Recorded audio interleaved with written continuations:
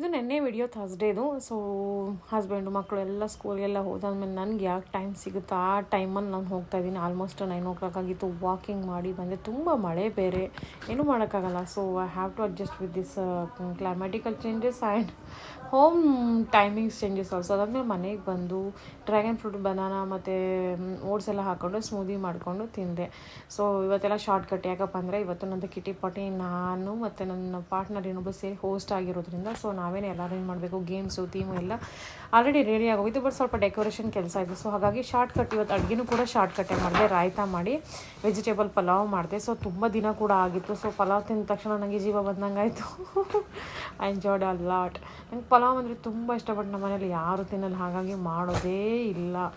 So ಅದಾದಮೇಲೆ ಕಿಟಿ ಪಾರ್ಟಿಗೆಲ್ಲ ready ಆದ್ವಿ, ಹೋದ್ವಿ. ಕಾಫಿ, ಚಾಯ್, ಸಮೋಸ, ಅದರ ಜೊತೆಗೆ ಗೇಮ್ಸ್, ಲಾಟ್ಸ್ ಆಫ್ ಗೇಮ್ಸ್ ಇತ್ತು, ಡ್ಯಾನ್ಸು ಎಲ್ಲ ಇತ್ತು. ಸೊ